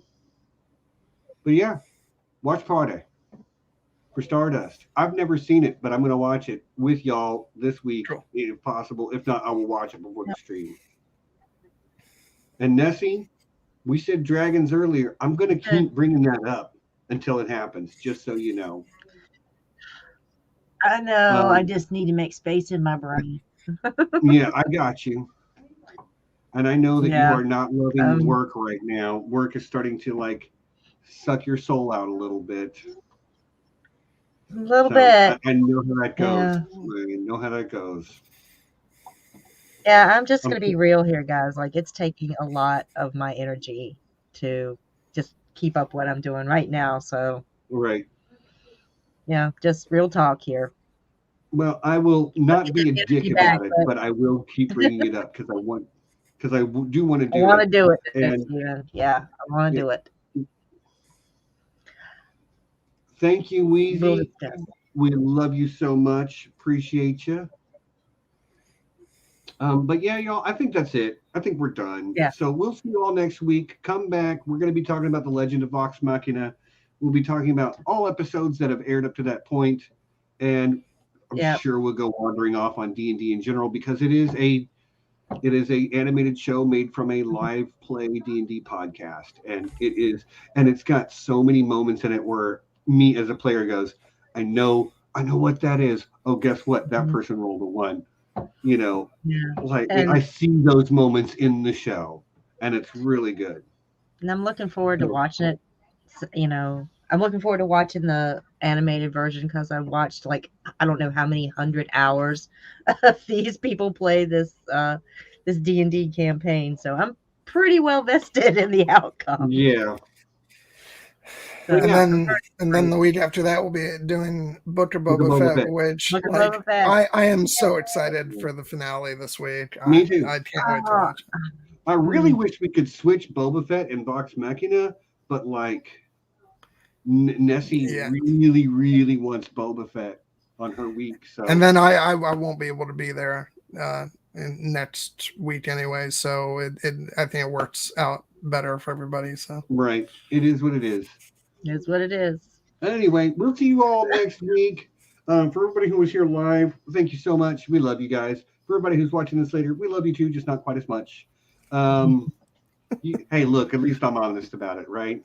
But yeah, come back next week for some Legend of Vox Machina. But until then, you know what it is. Peace. And be excellent to each other.